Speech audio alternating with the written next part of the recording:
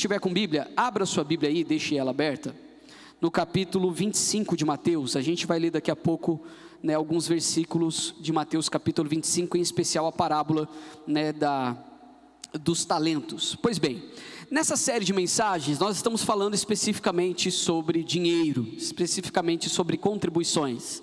Sabemos e temos reforçado esse conceito de que se você não for o senhor do seu dinheiro será o seu senhor.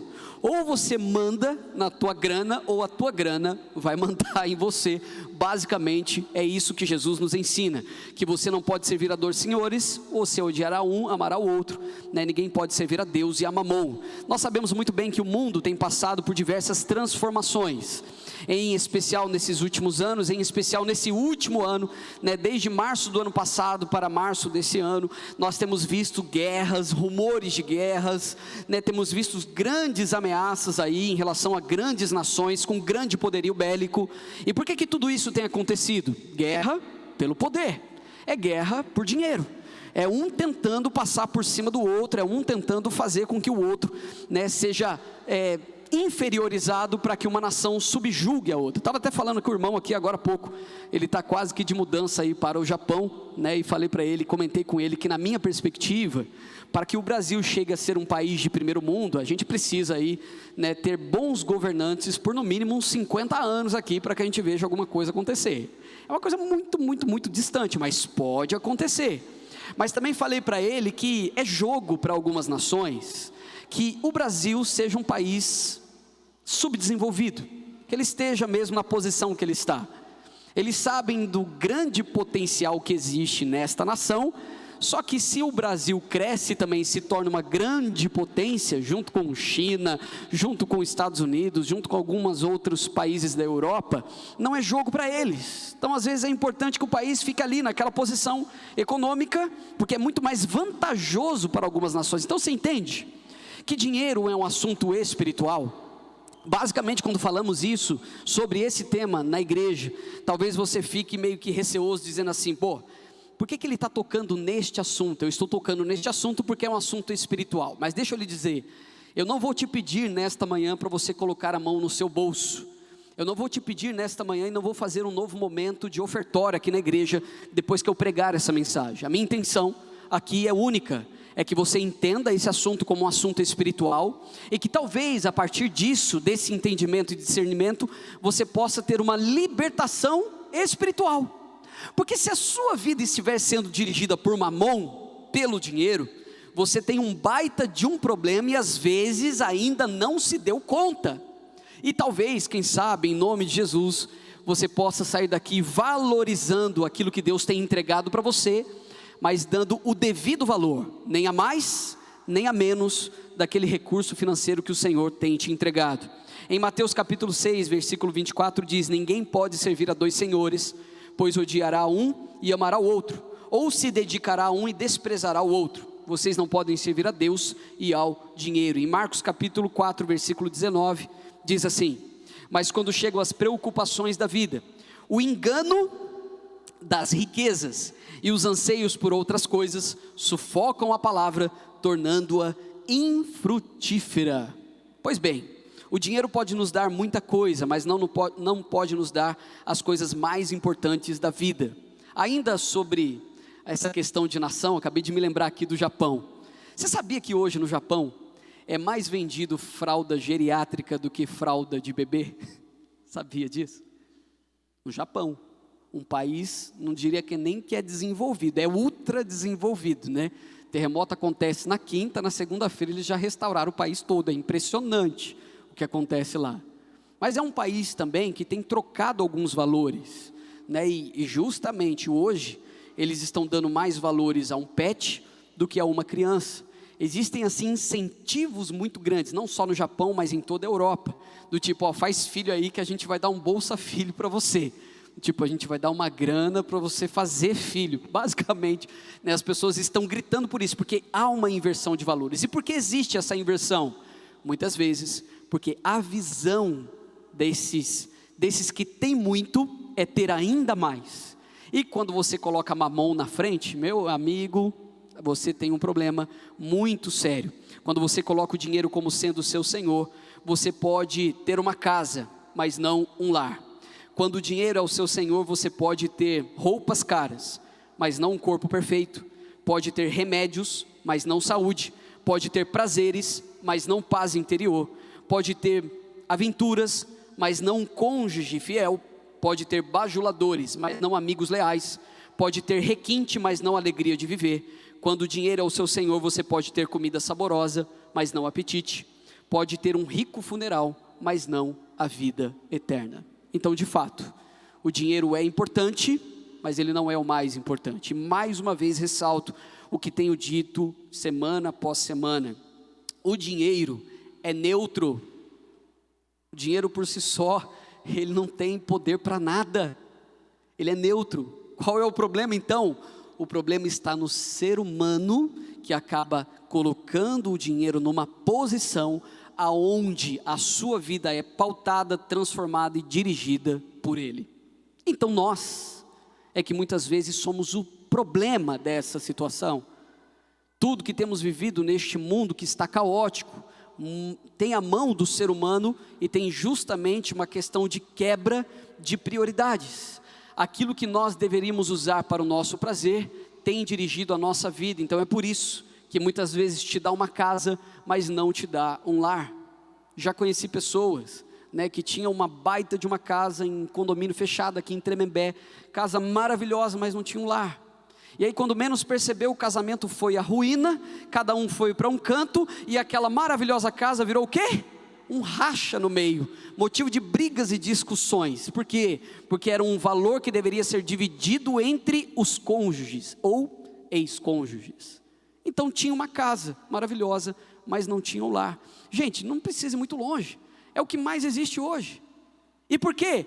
Porque colocou prioridades diferentes daquilo que a Bíblia declara como ser saudável, na frente daquilo que deveria ser saudável, daquilo que deveria ser de Deus. É claro que o dinheiro em si é neutro, o problema não é ter dinheiro, mas o dinheiro nos ter. O problema não é a riqueza, mas a riqueza sem Deus. O problema não é guardar dinheiro no banco, mas guardá-lo no coração.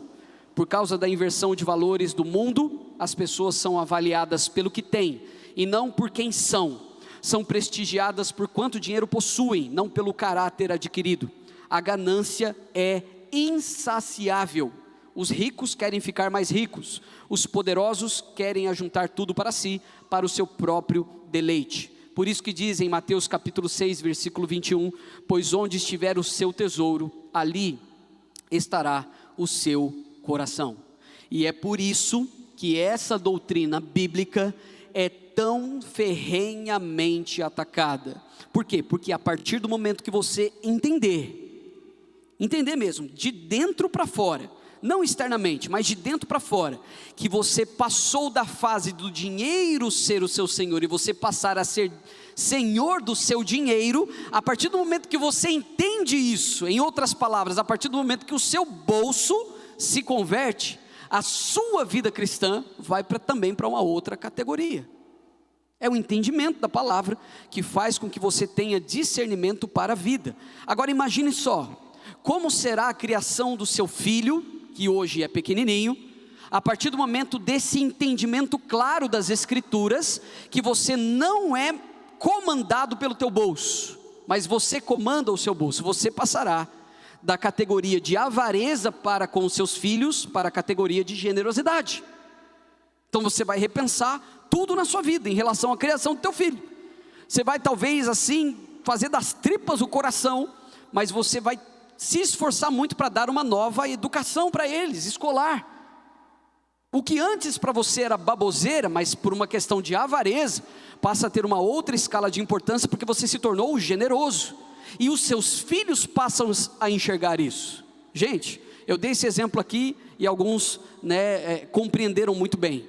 Se você é avarento hoje para com os seus filhos, e não entendeu a mensagem de generosidade, o que será de você quando você tiver 80 anos de idade?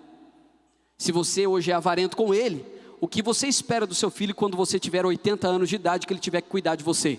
Você espera que ele seja generoso? Olha, é bem provável que não aconteça.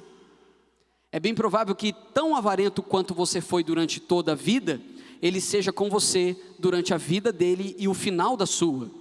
Talvez não haja generosidade, ele vai pegar você, colocar dentro de um asilo e vai te visitar a cada 3 anos. Porque ele não tem tempo para você. Por quê? Porque a prioridade dele também se tornou o dinheiro. Então não dá, entendeu? Não dá tempo de te visitar no asilo. Por quê? Porque ele precisa ganhar dinheiro. Não, mas essa não é a dádiva da vida, mas foi o que você ensinou. Foi o que você ensinou. E ele aprendeu muito bem. E é por isso que muitas vezes nós vemos aí em asilos, velhinhos que estão ali há anos e anos, sem receber uma visita dos filhos. Aí a gente pega muitas vezes, sem entender e compreender o contexto, e diz: não, eu estou dizendo que esses filhos estão certos. Mas sem entender o contexto, a gente diz: nossa, que bando de gente sem noção, sem prioridade, abandonando os pais aqui. Mas muitas vezes é a lei da semeadura que é irrevogável e inegociável. Aquilo que você planta é o que você vai colher. E o que fazer em relação a isso? O que fazer, meus irmãos? Você pode entender o significado espiritual da mordomia cristã, e é o que eu desejo trazer para você aqui hoje. A doutrina da mordomia é ensinada em toda a Bíblia. Ela alcança e envolve o povo de Deus em todas as épocas. Ela é uma doutrina da graça, aplicável aos crentes da velha e da nova aliança. A relação do homem com as coisas criadas é apenas de mordomia, isto é, administração. Em outras palavras, tudo que você tem que acha que é seu não é de Deus. Ele entregou para você, para que você administre bem. E você pode ver isso aí em Gênesis capítulo 1, de 26 a 29. Ali está a base da mordomia cristã. Mordomo é a tradução do grego ekônomo, que significa literalmente aquele que é responsável pela direção ou administração da casa. Você lembra do episódio de José? Quando ele chega na casa de Potifar, ele dá aquela crescida muito rápido, ele se torna o quê? Mordomo da casa. Então ele administrava todos os bens do seu senhor. Abaixo de Potifar já tinha José, porém nada pertencia a ele, mas ele administrava tudo. É a mesma palavra utilizada aqui, que é a mesma palavra de Gênesis, da quando Deus dá orientação para Adão, para ele realizar a boa mordomia e ter o seu trabalho, mas nada pertencia a ele. Então a mordomia é algo que está de Gênesis a Apocalipse, existe essa doutrina dentro da ótica cristã. Deus é o autor da mordomia, ele criou o homem e colocou para administrar o mundo, como diz aqui em Gênesis capítulo 1, de 27 a 30, criou o homem à sua imagem, a imagem de Deus o criou, homem e mulher os criou. Deus os abençoou e lhes disse: sejam férteis e multipliquem-se, encham e subjuguem a terra, dominem sobre os peixes do mar, sobre as aves do céu, sobre todos os animais que se movem pela terra. Disse Deus: eis que lhes dou todas as plantas que nascem em toda a terra e produzem sementes, e todas as árvores que dão frutos com sementes, elas servirão de alimento para vocês. E dou todos os vegetais como alimento a tudo que tem em si fôlego da vida, a todos os grandes animais da terra, a todas as aves do céu, e a todas as criaturas que se movem rente ao chão. E assim foi. Um mordomo ou despenseiro é uma pessoa que administra os bens de outra pessoa. Ele próprio não possui esses bens, mas tem o privilégio de desfrutá-los e de usá-los de modo a beneficiar o seu senhor. Daniel capítulo 4, versículo 37 diz: agora eu, Nabucodonosor, louvo e exalto e glorifico o Rei dos céus, porque tudo o que ele faz é certo, e todos os seus caminhos são justos. Ele tem poder para humilhar aqueles que vivem com arrogância, depois dele ter sido considerado o boi humano. Sabe essas pessoas que você vê que diz assim: não, agora eu sou o cachorro, eu sou um cachorro, não sou um ser humano. Esses dias eu achei uma graça sem fim. O cara tem a roupa de látex dele, ele veste a roupa, e a partir do momento que ele veste a roupa, ele se torna um cachorro, e ele sai igual um cachorrinho mesmo, e vive o resto do dia assim. Vocês já viram isso? Só doideira. Só que isso também tem na Bíblia, né? Numa outra perspectiva, né? Mas existe. Nabucodonosor ficou ali longos anos pastando, gente, vivendo com os bois, com os animais, no pasto, né? Se tornou um deles ali, nessa doideira, nessa loucura. E depois que passa o período da profecia, o que ele declara? Tudo é teu, Senhor. Eu não sou nada, eu não sou ninguém. Quem é poderoso, quem é fiel, quem é generoso é o Senhor. Então aquele que era considerado o rei dos reis na época, ele declara que tudo vem dele, que tudo é dele, como o próprio Daniel declarou aqui no capítulo 4, versículo 37. O apóstolo Paulo também ensinou essa doutrina, cuja ideia central é que cada crente é um mordomo de Deus. Fidelidade é o que Deus exige dos seus mordomos, e vida irrepreensível dos presbíteros, mordomos da casa de Deus. Pedro ensina também que cada crente deve servir uns aos outros com o dom que recebeu, como bons mordomos da multiforme graça de Deus. E o que essa doutrina nos ensina? Primeiro, ela nos constrange e nos obriga a colocar Deus em primeiro lugar na nossa maneira de viver. O versículo faz todo sentido, né? Coloque Deus sempre em primeiro lugar, né? A Ele toda a honra, toda a glória e todo o poder. Buscai, pois, em primeiro lugar o seu reino e a sua justiça, e todas as outras coisas vos serão acrescentadas. Mateus 6:33. Então, em primeiro lugar é essa. Se você não tem colocado, você não tem sido um bom mordomo, porque tudo que Deus tem entregado para você não é seu, pertence a Ele. A própria palavra nos ensina isso. Em segundo, ela nos ensina que não podemos dar nada para Deus, pois tudo é dele. É por isso que nesse sentido, na vida cristã, a barganha não vale. Não vale. Olha, Deus, se o Senhor me der uma casa própria, espera aí, barganha aqui não vale, com Deus não, porque tudo é dele. A sua vida é dele, o que você possui é dele, é tudo dele. Não cabe barganha com Deus. E aqui já desmistifica também todas essas igrejas cristãs, evangélicas, que ficam o tempo todo barganhando com Deus. Não cabe, dentro da teologia cristã correta, não cabe. 1 Crônicas 29:14, pois tudo vem de ti, das tuas mãos nós te damos. Em terceiro, jamais devemos esquecer que o que temos é Deus quem nos dá temporariamente. Deuteronômio 8, 17 e 18, não digas, pois, em teu coração, a minha força e o poder do meu braço me adquiriram estas riquezas. Antes, te lembrarás do Senhor o teu Deus, porque é Ele que te dá força para adquirires riquezas, para confirmar a sua aliança, que sob juramento prometeu aos teus pais, como hoje se vê.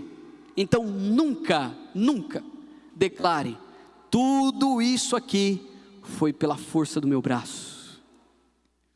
A gente é como pó, como a própria palavra declara, é como relva, que de manhã está de pé e à tarde já murchou pelo calor. A gente não tem o controle, nunca terá. É por isso que a nossa total dependência de Deus é requerida. Agora, na parábola dos talentos, essa parábola nos dá uma ilustração da doutrina da mordomia.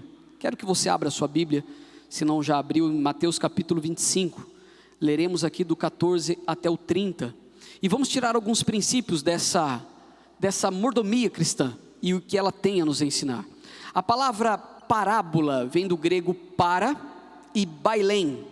Essa para é ao lado ou junto a, e bailém significa lançar. Assim, a parábola é uma história que é contada ou lançada com o objetivo de ilustrar uma verdade. Jesus se utilizou de muitas parábolas. Ele lançava essas histórias com o objetivo de ilustrar as verdades do reino de Deus, do qual ele fazia parte e do qual ele estava querendo ensinar os seus. Então nós vemos muitas parábolas de Jesus. Basicamente são ilustrações que ele se utilizava para reforçar um princípio e um conceito que ele queria ensinar. O uso da palavra talentos é interpretada como habilidades naturais ou capacidades inatas de qualquer pessoa.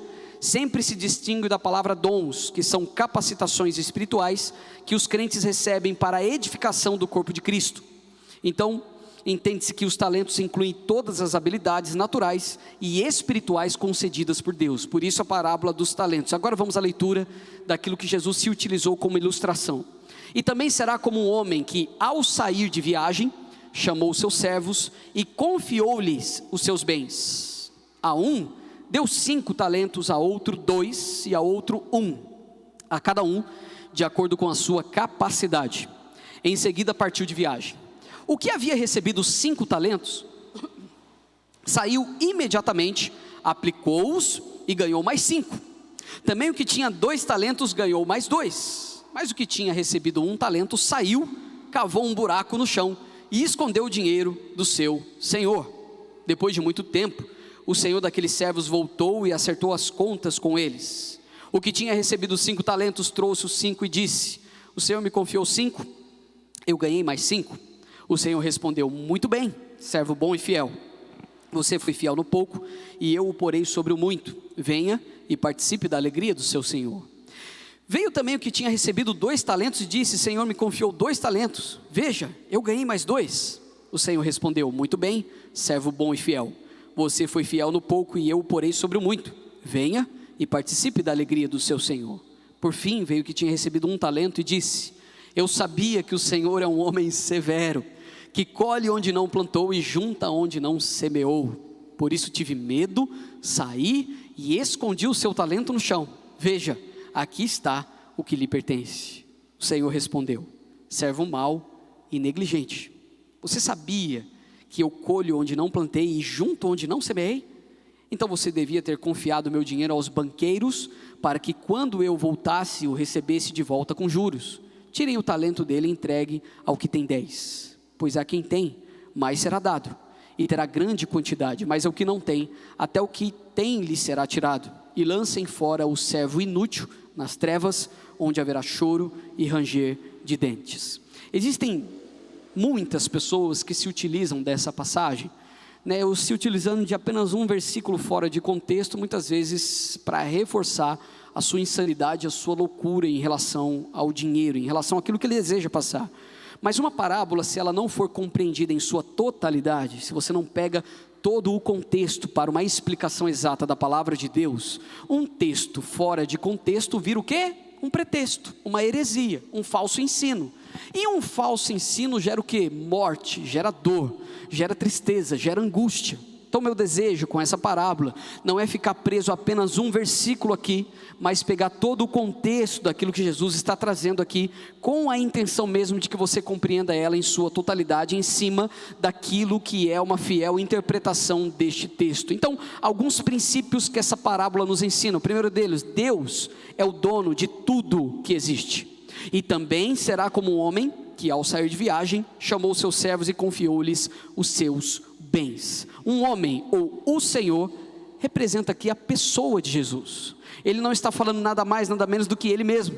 Jesus está dizendo: olha, um homem, ou o Senhor. Ele está se autodeclarando aqui, dizendo que nesta parábola, quando se declara o homem ou o Senhor, é o próprio Senhor Jesus. Ele resolve ausentar-se do seu país ou fazer uma viagem. Jesus deixa claro que após a sua ressurreição, ele viajaria para onde? Para o céu.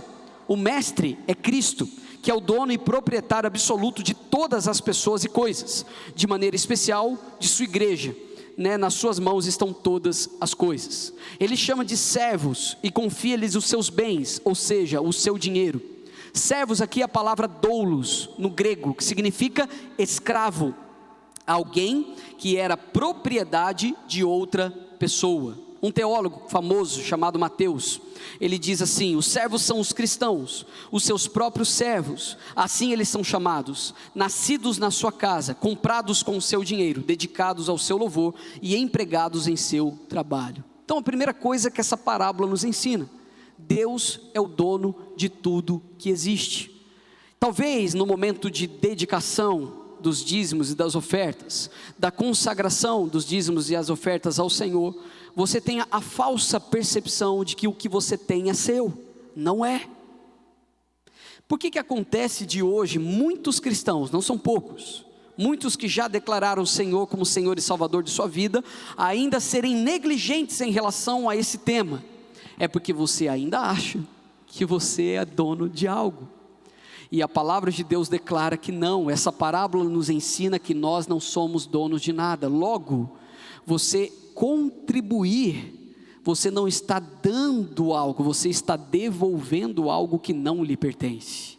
Falamos nas semanas anteriores já sobre a questão dos dízimos, a questão das contribuições, tiramos diversas dúvidas, não vou entrar nesse tema aqui novamente, mas estou dizendo para você nesta manhã, diante da nova aliança, um ensino de Jesus: se você tem algo, não é seu, pertence ao Senhor. É o que a parábola nos ensina. Um outro princípio: cada crente é um mordomo, pois recebe de Deus algum talento para administrar. Versículo 15: a um deu 5, a outro 2, a outro 1 talento, a cada um de acordo com a sua capacidade. Em seguida partiu de viagem. Novamente, significado da palavra mordomo: ecônomo. Significa o quê? Aquele que é incumbido da direção da casa, o administrador. É aquela pessoa a quem é entregue tudo quanto o Senhor possui para ser cuidado e desenvolvido. É aquele a quem o Senhor incumbe o governo daquilo que lhe é mais precioso. Talento, aqui também se utilizado para aquela época, não era uma moeda, mas uma medida de peso. O valor do talento dependia da natureza do metal, cobre, prata ou ouro, e dependendo do metal que era o talento medido, a unidade medida do talento, correspondia a cerca de 20 anos de trabalho.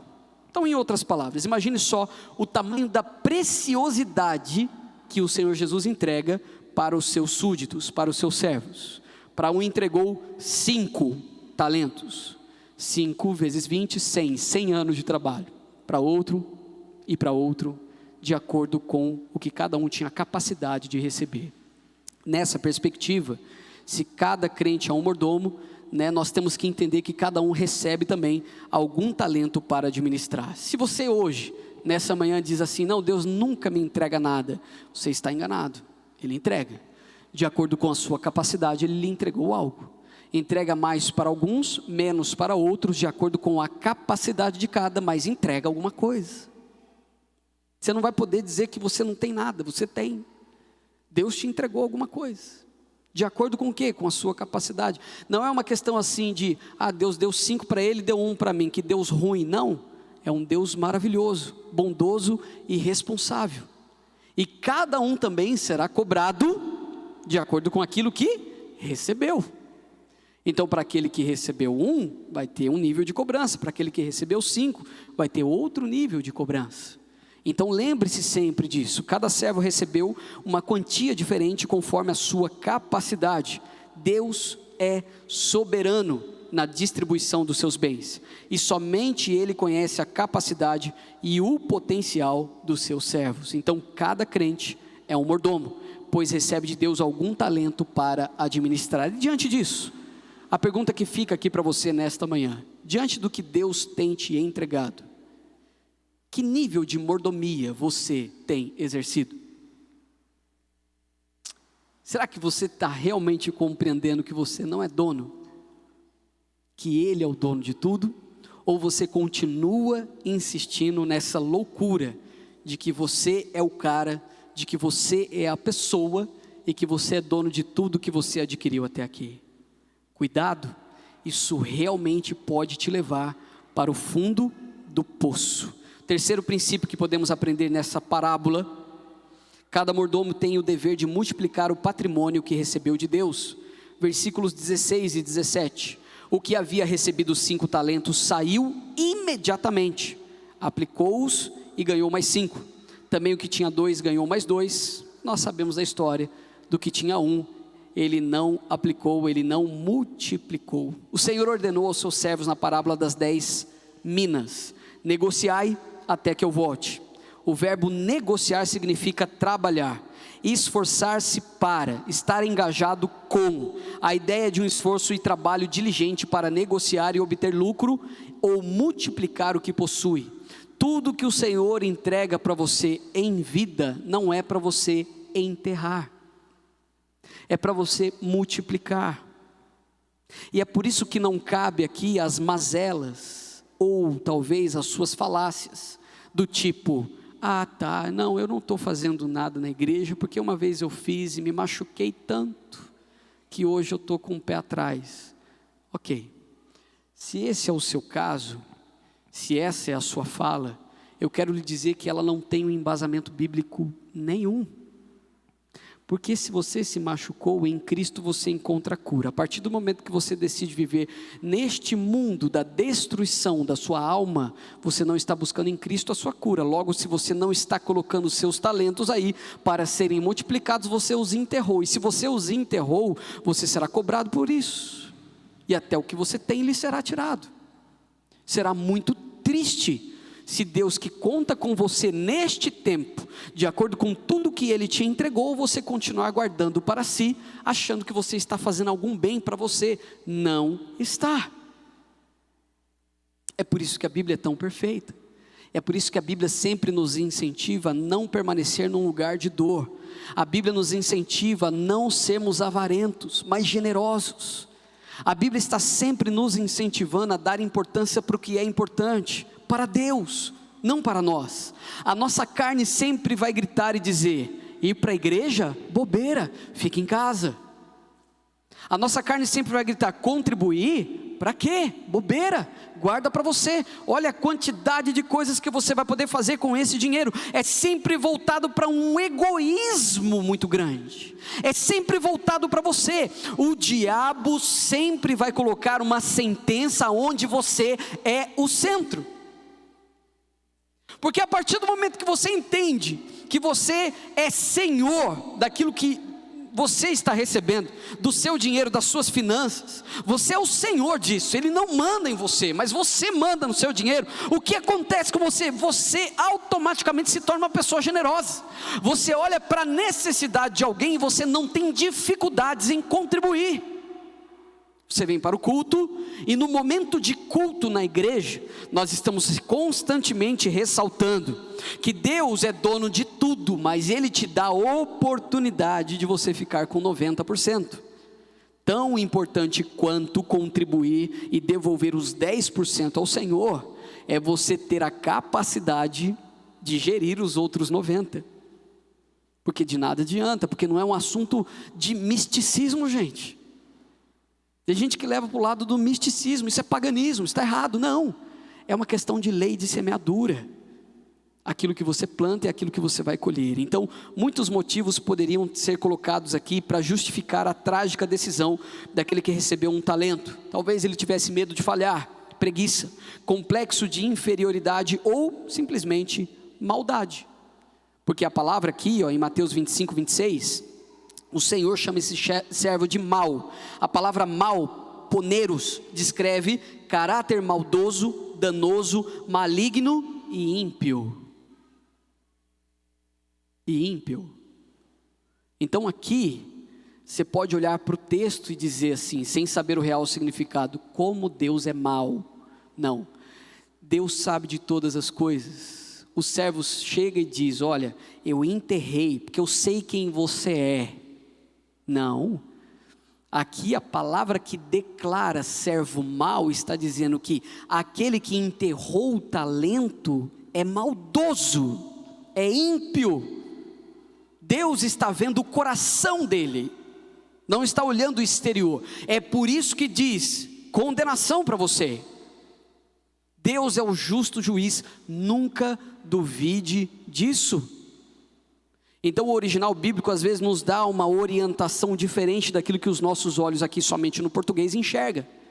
Então quando Deus dá essa sentença para esse que enterrou o talento, na realidade está dando a sentença por aquilo que ele já praticava em sua vida, que ele já cultivava em seu coração.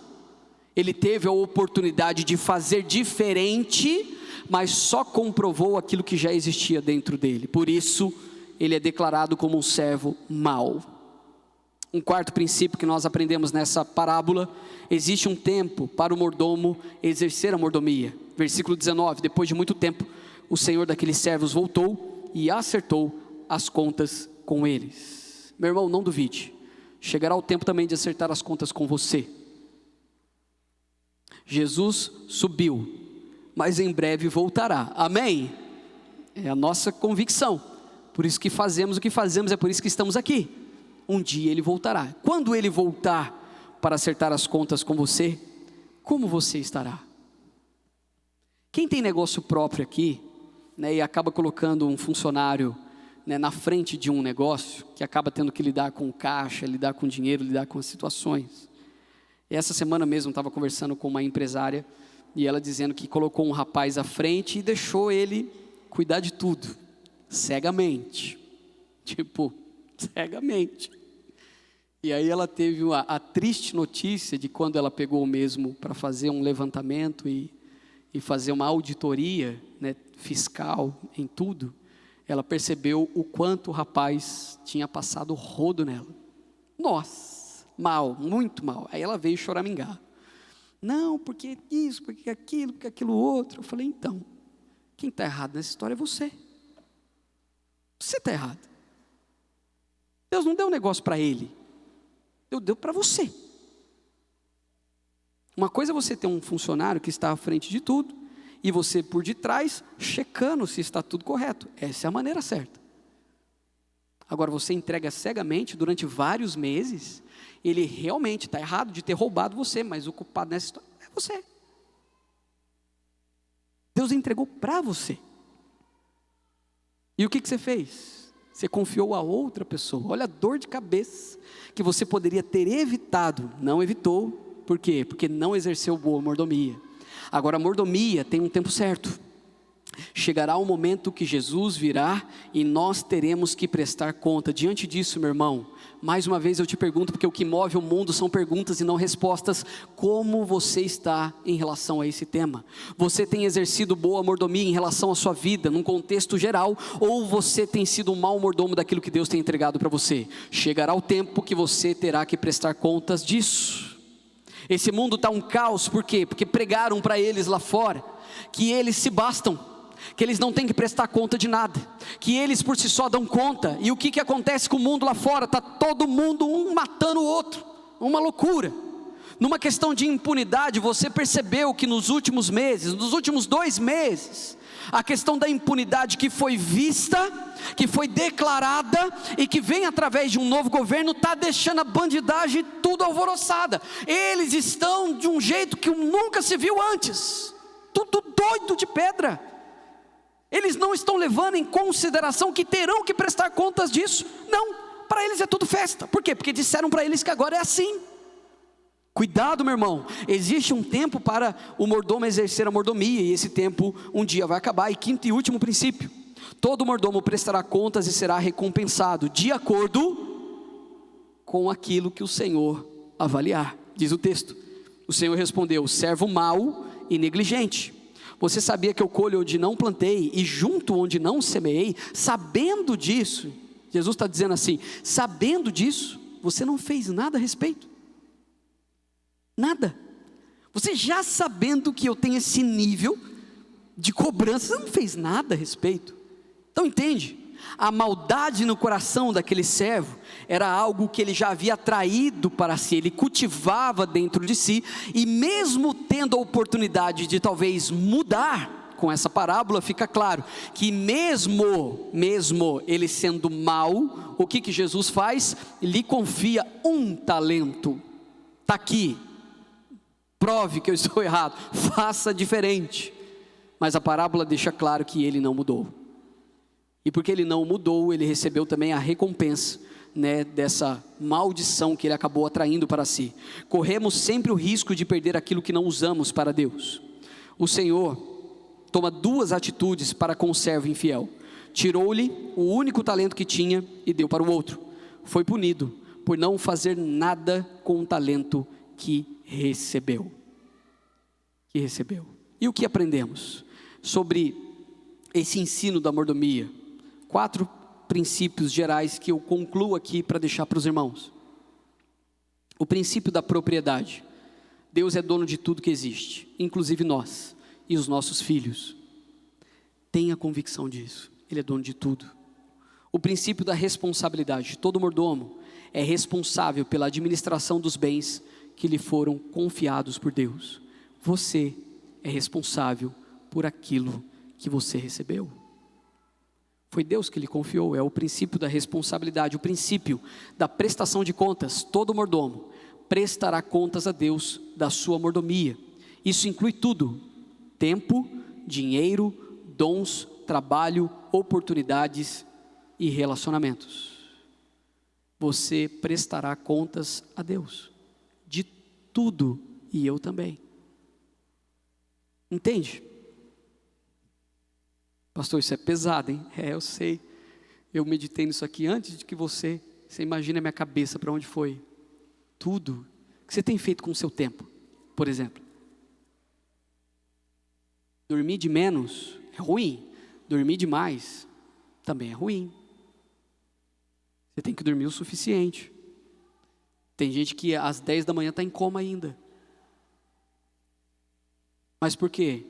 Porque foi dormir às 3 da manhã, às 4 da manhã, às 5 da manhã. Aí não consigo. Mas por que você foi dormir esse horário? Porque eu estava muito preocupado com tudo que estava acontecendo, minha cabeça não para de funcionar. Então é ansiedade. Então a Bíblia também tem o antídoto para isso. Porque a ansiedade é um veneno. E o antídoto é o quê? Não andeis ansiosos por coisa alguma. Por quê? Porque eu sou o bom pastor. E o bom pastor dá a sua vida pelas ovelhas. Então você se preocupa à toa, porque Deus está cuidando de tudo.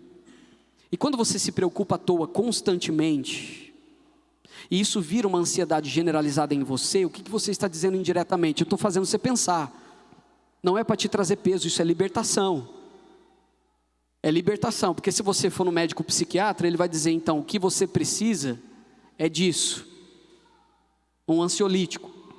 Se você for para a Bíblia, o que a Bíblia vai dizer para você? O que você precisa é entender, compreender, internalizar isso, tem que fazer parte do seu ser, de que Ele está cuidando de tudo.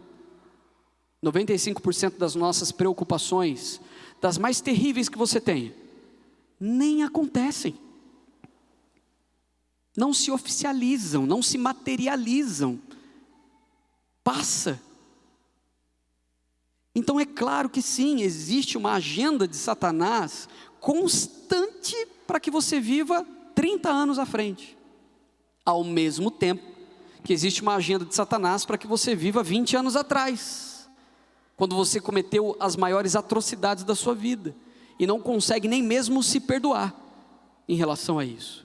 Eu falo para algumas pessoas, eu entendo o perdão de Deus para a minha vida, que ótimo. E você se perdoa? Você ter cometido essas paradas aí? Você também precisa se perdoar, porque senão o que será de você? Então sempre existirá, gente, nessa questão de responsabilidade, de tempo, cuidado com isso, dons, trabalho, oportunidades, relacionamentos, faça de tudo para viver em paz com todos, invista no seu casamento, porque casamentos acabam, por quê? Porque não dá para conviver, mas por quê? Porque ela não faz a minha vontade, mas por quê? É porque você não entendeu o casamento. Você entra no casamento, você não entra para ser servido, você entra para servir. Você não entra para ser feliz, você entra para fazer o outro feliz. Então na realidade, o seu casamento acabou, é porque você não entendeu o que a palavra diz sobre o casamento. Se tivesse entendido, você tinha batalhado mais, lutado mais. E eu não estou dizendo com isso que é fácil. Agora eu entendi, vai ser fácil. Não, agora que você entendeu, é provável que seja mais difícil ainda. Você vai ser provado de outra forma.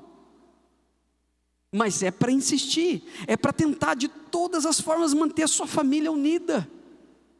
Você entende que esse princípio que envolve recursos financeiros, aqui a parábola dos talentos, ele é muito mais amplo do que a gente imagina. E esse entendimento faz toda a diferença na sua vida. Então lembre-se do princípio da prestação de contas. Um dia você vai ter que prestar contas disso tudo. E também o último princípio que essa palavra nos ensina é o princípio da recompensa. Todo mordomo será recompensado por Deus, com o bem ou com o mal, conforme a maneira com que administrou os bens sob sua confiança. Agora deixa eu dizer para vocês, irmãos, e eu não desejo terminar a palavra aqui com você achando que essa palavra é uma palavra de cobrança para você. Não é. É uma palavra de libertação para você, aonde você pode meditar. E você pode escolher. Porque é isso que a palavra faz. Se a palavra não te trouxer um confronto, se ela vier somente com um conforto para você, não há mudança. Então o confronto é fazer você pensar, como está a minha vida hoje em relação a isso? Esse princípio da recompensa é um princípio do justo juiz. Não se esqueça que esse é um dos nomes de Deus. Ele é o justo juiz. Não foi o diabo que criou o inferno, foi Deus que criou o inferno. E Ele criou o inferno para quê? Para aplacar a sua ira e para fazer com que a sua justiça, que é justa, no tempo certo, entre em questão. Cuidado, muitas vezes você está olhando Deus sob a ótica de que Ele é sempre passivo. E Ele não é. Ele é um Deus de muito amor. Ele recompensa aqueles que o buscam.